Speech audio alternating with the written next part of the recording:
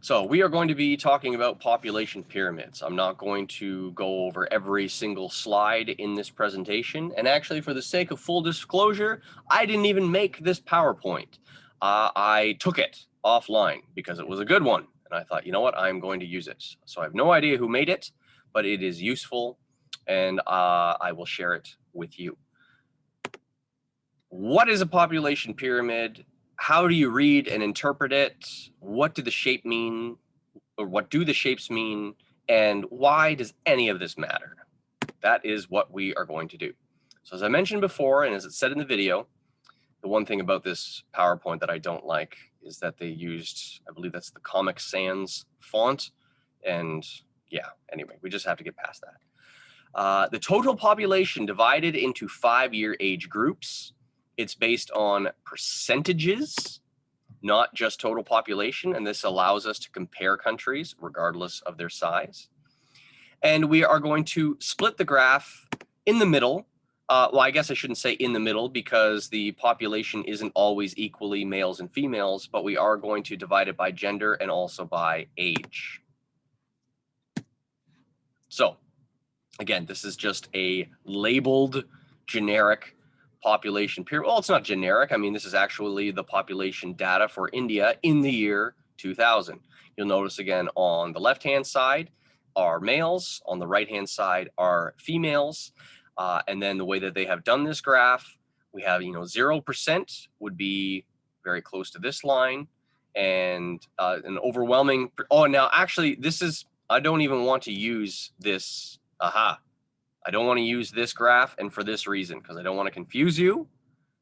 This one they have decided to do in millions as opposed to looking at percentages. It doesn't mean that this information is inaccurate. That's just something you really need to be careful about. Is it looking at the total population, or is it dividing it in percentages? In the case of this one, they're looking at it in millions, and that's fine, but then we wouldn't be able to use this data to compare it to Canada. It would look completely different because our population is so much smaller. But what you will see is this term, dependents. They're young, and then there's also dependents that are older. What does that word dependent mean? Well, if you are a dependent, it basically means that you rely on somebody else to take care of you in some way, shape, or form. It doesn't mean, by the way, that you can't do anything for yourself or that you are completely and totally relying upon others. But it does mean that you are not, generally speaking, part of the workforce. Actually, a perfect example would be that this class, you are in this category of young dependents. Some of you might say like, well, I have a job. Okay, fine. So you may have a part-time job where you can make some spending money, but you live at home with your parents and guardians. Okay, you don't pay taxes, you don't pay, property tax or rent or any of that stuff. So you are considered to be a dependent, and that's okay, right? That's a stage of your life right now. We as a society, and also your parents, are investing in you because soon you are going to be here. You are going to move into the working population. This is where I happen to be. In fact, I'm in this category over here, in the 35 to 39 category, although this was from the year 2000. So back then I was a lot younger. We'll talk about that. And soon you will be here, and I will eventually move up here when I retire. But that's in like another 30 plus years. So we've got some time. Types of population pyramids. These are exaggerated for the sake of making sense. There's the triangle or the Christmas tree shape. There is the box shape, and there's sort of the upside down triangle, or sometimes what is known as the cup shape. And they can tell you different things. The traditional triangle shape, which is kind of where the term population pyramid comes from because it looks like a pyramid, shows that there's going to be rapid growth. Okay, there's a high birth rate. There are lots of people having lots of kids. The box shape, which looks, very stationary, kind of like a building, is an indication of the fact that the population is pretty stable and is really not increasing or decreasing very much. It is staying pretty steady. And that means, for every, excuse me, for the people that are born, it also means that people are also dying. And so it's sort of the circle of life where the population is remaining somewhat stable.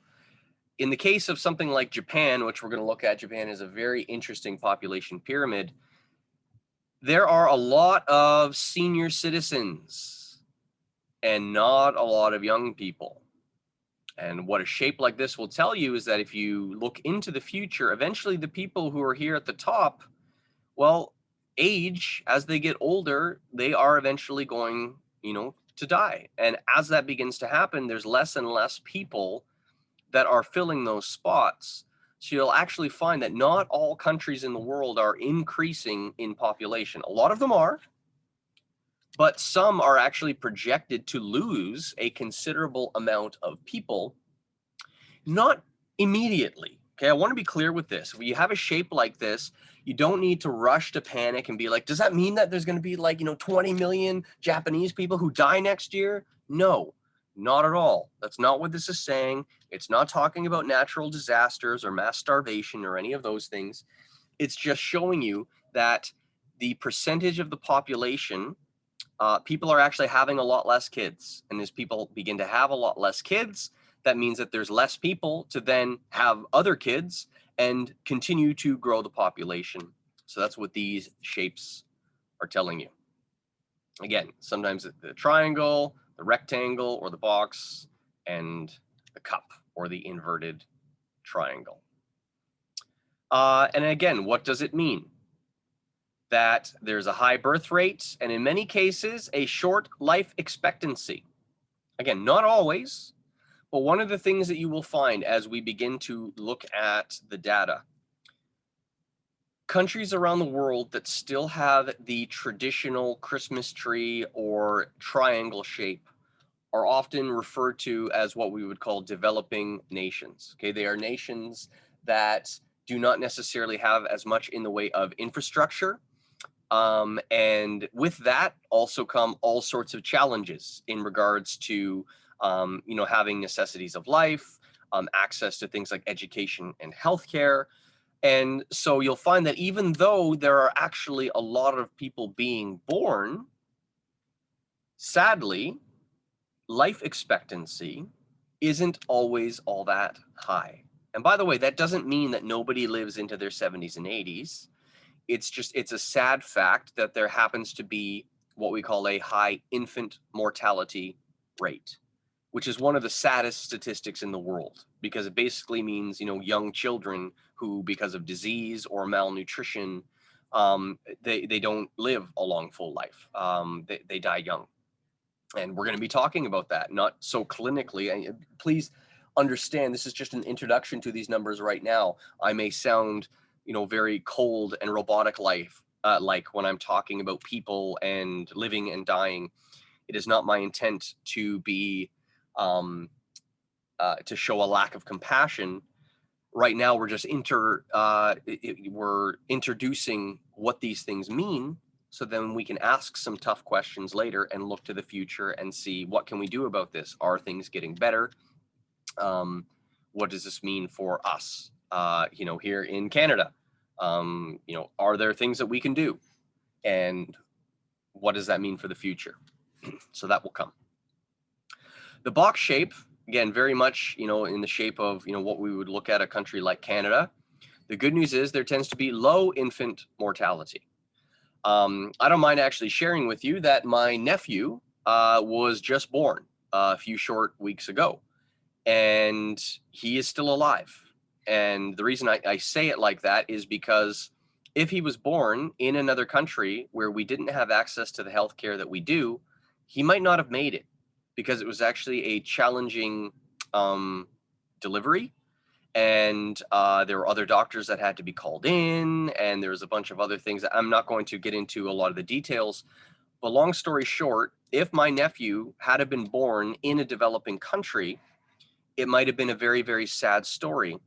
And he might not be with us today, but we thank the Lord that he is. And so in nations where you do have access to healthcare, what we would call a developed nation, the infant mortality rate is a lot lower. And you'll also find that people are also living a lot longer. So you might think, well, okay, if not a lot of people are dying and people are living really long, wouldn't the population be growing really fast? Surprisingly not. You'll also find in countries that have low infant mortality and long life expectancy, the growth rates also tends to be not as high as it is in other countries. And there's a whole bunch of reasons for that that we'll look into in another class. Okay, and we'll move on. I've already talked about the kind of the cup shape. Low birth rate, shrinking population, people are living long, but they're also having less kids. And eventually over time, you know, if you don't have enough children to kind of replace the people who are in the country, then you will find that the population may actually eventually begin to shrink. And there can be all sorts of other challenges. So I'm trying to think of what else I want to talk about from this presentation before I share it, before I move on to the next one. So I'll pause here for just a second. Population pyramids are useful because they show and help us to actually predict the future as well. Trends in the birth rate, death rate, infant mortality rate, life expectancy. This can help a country to plan. Are you going to need more seniors homes? Are you going to need more or less schools? Are you going to need to invest in things like healthcare? It'll also show people moving in and out of a country, or whether or not you should open yourself up to potentially more immigration.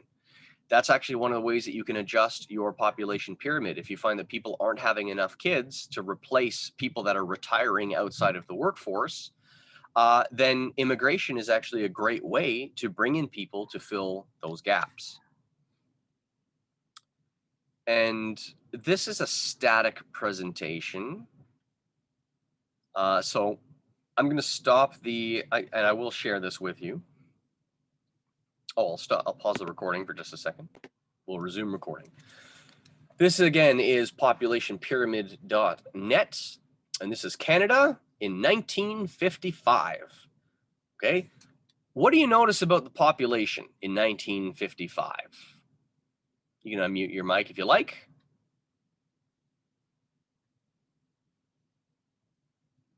It's less than half the population today. Yeah, so our country has grown in size dramatically over the last 65 years. Okay, we have almost doubled. Well, we have more than doubled in size. In 1955, the Canada of 1955 was a much smaller nation in the way of population. And I'm going to bring this up because in my dad's birthday, okay, my father, Harold Seidenberg, who actually just recently retired, so it's important that we talk about that and what this means. He was born in 1956. Now, for the sake of this activity, I'm just going to say 1955 because it was close enough. So I'm going to be using my mouse here. I'm going to be pointing out a few things. So if my dad was born in 1955, where would I put my cursor to represent what area in the population he would be a part of? The bottom. The bottom. Okay, so I just go to the bottom. Is that good enough? What else do I have to do? Left. Sorry? Left. Yeah, to the left, right? Because we know that we actually look at the population between males and females. So my dad was part of this cohort, we'll say in 1955. I'm rounding it down a bit. Sorry, Dad. But yeah, he would have been in this 0 to 4 category. He was just born in we'll say for this 1955. I'm going to change the numbers of my own birthday as well for the sake of even numbers. So here's what I want to do, because sometimes when we look at a picture like this, we don't realize that the people that were here in 1955, if I now move to 1960, which I'm going to do, where's my dad now?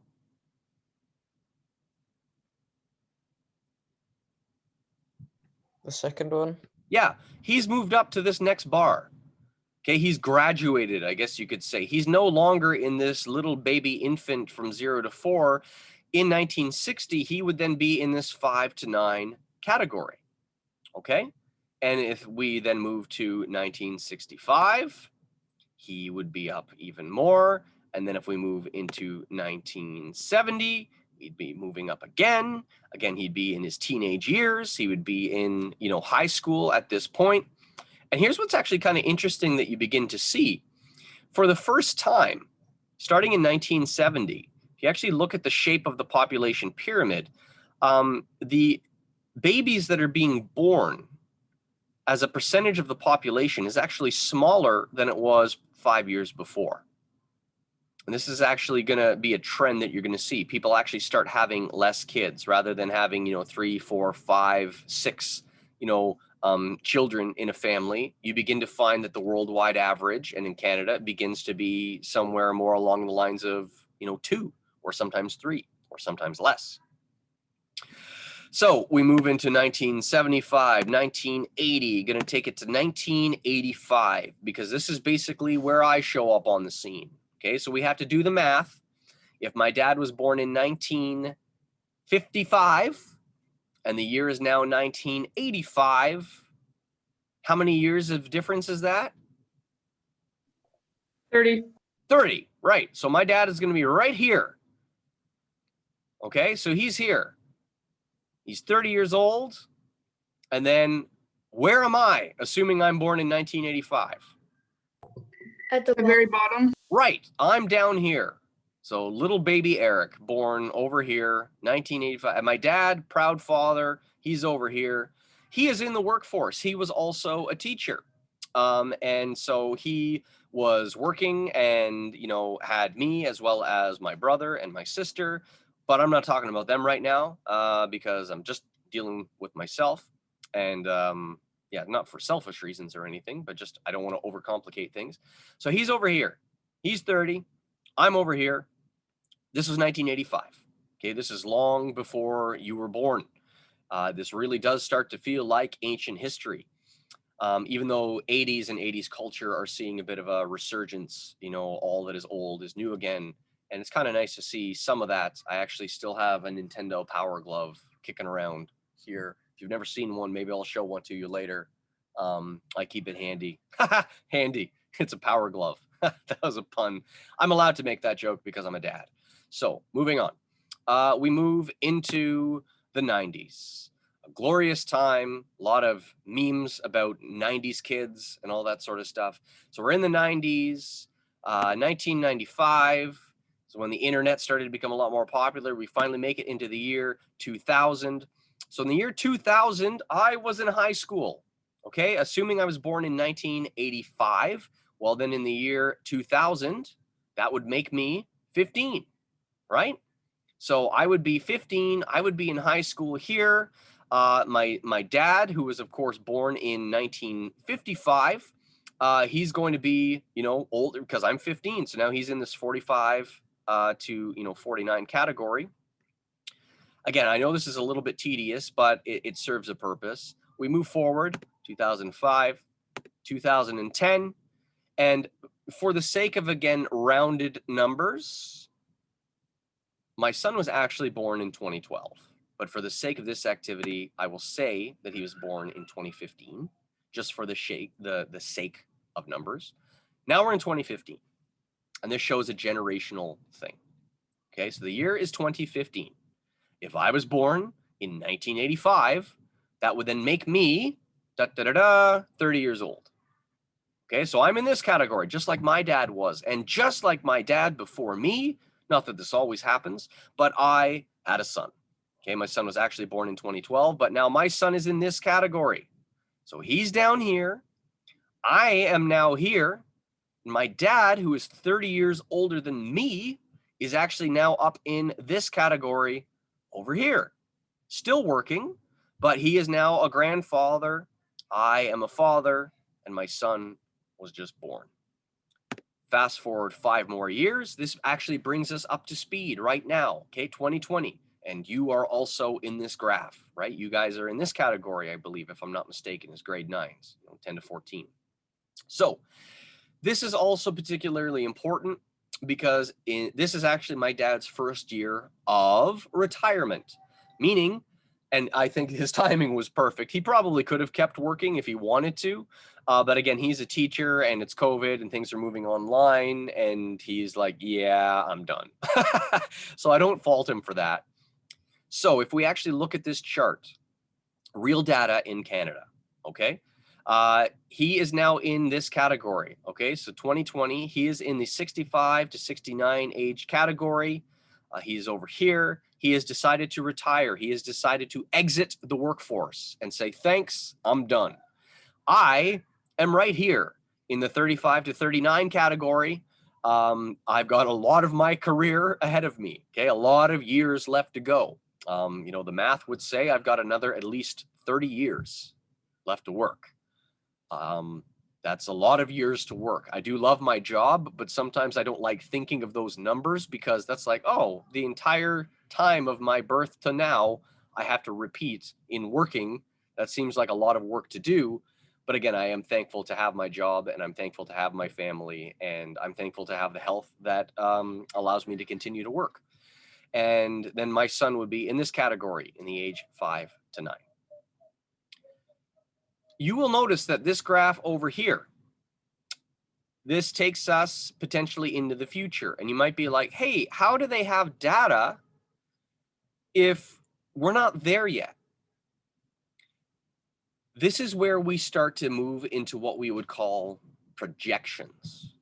Okay, projections are kind of like estimations based on data. It's not random guessing, but it's looking at trends and looking at data and saying if these trends and if this data continues, we can predict that the following may be the case. So I'm actually going to go to the year 2050. Notice the size of the population. Notice the shape of the graph. We're going to talk about this a little bit. Projected in the year 2050, Canada's population could be 45 million people. It's quite possible. Okay, we have the space, right? And Canada has a lot of things going for it that a lot of people like. So on the world stage, Canada is a very desirable place to be. It has a lot of what we would call pull factors when we look at immigration.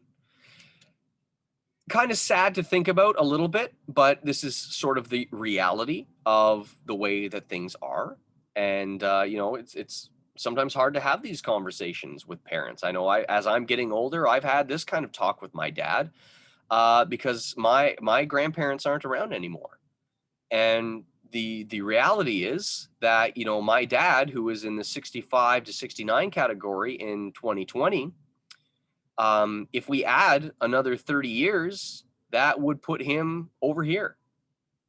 And could he make it? Yeah, he could. But notice as a percentage of the population, 0.2%, only 0.2% of the population are in their 95s to 99. So it is possible, right? I know there's all sorts of memes about Queen Elizabeth II and how she's immortal and she just keeps on going. But the reality is, from a statistical standpoint, I would love that, you know, my mom and dad would be alive well into their 90s, but nobody lives forever. And so in this category, I'd be over here, right? In the 65 to 69 category, I'd be getting towards the age of retirement. Hopefully my parents are still around, but they may have passed on. And my son would actually be in the workforce and in this section up here, he'd be where I am right now. So the reason I've had this somewhat long-winded look into my own family life and kind of looking into the future is just to point out that population pyramids and the data is not static in time. It changes. And there's a lot that we can see how Canada as a country has changed over that time period. I want to take you back to 1955. You'll see that Canada actually looked a little bit more like the traditional triangle shape. And you'll also see, look, hardly anybody is in their 80s or 90s. It's because people didn't live as long back then. Medicines and healthcare were not as good as they are now. And also just there wasn't as much of an emphasis on things like eating well and exercising. So you find a lot of people didn't live really into their 70s and 80s. A lot of times, the reason why the retirement age was around 65 was because people didn't live much longer than that. Well, if we then fast forward a little bit till we'll just make it into the year 2000, we'll see, oh, wow, that shape has changed significantly. We actually started to see that more as a percentage of the population are living a little bit longer. In fact, let's take us to 2020, which is right now. There's some good data here. This is actually showing that since 1955, the shape has changed, right? The shape has changed from the sort of pyramid where there may be a lot of babies being born, but there's not necessarily that high a life expectancy. We see now in 2020, even though maybe people aren't having as large families as they did back in 1955, we'll see that people are actually living longer. And this is sometimes, yes, go sorry ahead. to interrupt, but did you get my message? I believe the message in regards to you having to step out. Yeah. All right. Yep. Nope, that's fine. You got to do what you got to do. That's also part of the reason why we're recording this, so that for the benefit of anybody and their scheduling. So go in peace. Thank you. Not a problem. So I just want to point out here, as we're looking at this graph, which again is not static, it's dealing with real population numbers. In the year 2020, oh yeah, sort of, as I was saying, this is sometimes why you hear people say things like, oh, well, 40 is the new 30 or 70 is the new 60. And if you're like, what does that mean? It's an expression that means that because people are living longer, turning 30 as an example, because that's a big one. Sometimes people say, well, 30 is the new 20. What that means is that since people are living longer on average, somebody turning 30 or someone turning 40 isn't necessarily as dramatic or as scary as it might have been, a generation ago. Right? Like when people turned 40, in 1955, statistically speaking, over half of your life was gone. And that was sometimes what you would say. People would talk about things like, midlife crisis and all this other sort of stuff. Again, you guys are very, very young. You don't want to hear about this sort of thing. But nowadays, now that more and more people are living into their 80s and 90s, in fact, now if you hear stories of people dying in their 60s, we see it as extremely tragic. We would say like, oh my goodness, they were so young. Whereas in 1955, to have people die in their 60s, it was actually quite common. So there's good news to report here, right? The good news is that people tend to be living longer, even though people tend to be having less children. Family size does tend to be decreasing, and that's kind of what these numbers are showing. So, as I had mentioned before, this is an introduction to population pyramids, what the shapes mean, and how to interpret it. We are getting to the point where I'm going to stop the recording and we're going to go our separate ways. We're going to have our break, and then I'm going to be turning things over to you to work on your road trips. So actually, let me stop the recording right now.